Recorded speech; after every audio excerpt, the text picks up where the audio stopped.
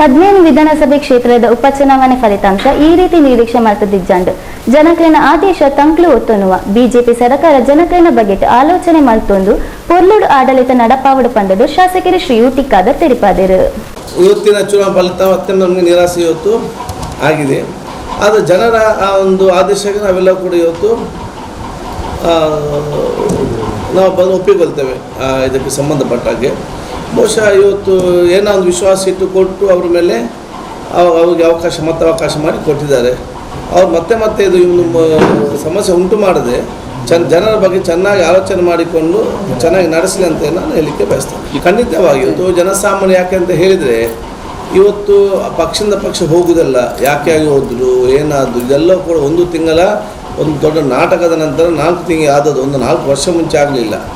ಇಷ್ಟು 4 ತಿಂಗಳ ಮುಂಚೆ ಆಗಿದ್ದು ಜನರಿಗೆಲ್ಲ ನೆನಪಿದ್ದರೂ ಕೂಡ ಸುಪ್ರೀಂ ಕೋರ್ಟ್ ನಿಮಗೆ ಯೋಗ್ಯತೆ ಇಲ್ಲ ಅಂತ ಹೇಳಿದ್ರು ಕೂಡ ಮತ್ತೆ ಜನ ಅವರಿಗೆ ಮತ ಕೊಟ್ಟಿದ್ದಾರೆ. ಮತ್ತು ಇದರಲ್ಲಿ ಬಹುಶಃ ನಾನು ಬರೀ ಜನಸಾಮಾನ್ಯ ನಾನು ಹೇಳುವುದಿಲ್ಲ, ನಿಮ್ಮ ಶಿಕ್ಷಿತ ವರ್ಗದ ಪೋಸ್ಟಲ್ ಬ್ಯಾಲೆಟಲ್ಲಿ ಕೂಡ ಅವರಿಗೆ ಲೀಡ್ ಬರ್ತದೆ. ಸೊ ಶಿಕ್ಷಿತರು ಕೂಡ ಎಂಥವ್ರು ಆಗಬೇಕಂತ ಹೇಳಿ ನಾವು ಬರೀ ಜನಸಾಮಾನ್ಯ ಮಾತ್ರ ನಾವು ಹೇಳ್ತೇವೆ. ಪಾಪ ಜನಸಾಮಾನ್ಯರಿಗೆ ಕೆಲವರು ಓದುವುದಿಲ್ಲ, ಪೇಪರ್ ವಿಷಯ ಗೊತ್ತಿರೋದಿಲ್ಲ. ಬುದ್ಧಿವಂತರು ವಿದ್ಯಾವಂತರು ಅಂತ ಕೂಡ ನಾವು ಪೋಸ್ಟಲ್ ಬ್ಯಾಲೆಟ್ ನೋಡುವಾಗ ಅಂಥವರನ್ನೇ ಆಯ್ಕೆ ಮಾಡಲಿಕ್ಕೆ ಒಪ್ಪೋದಾದರೆ ಮತ್ತು ನಾವು ಏನನ್ನು ಹೇಳಲಿಕ್ಕೆ ಸಾಧ್ಯ? ಏನಾದರೂ ಕೂಡ ಇದು ಜನಾದೇಶ, ಅದನ್ನು ನಾವು ಒಪ್ಪಿಕೊಳ್ಳೋದು.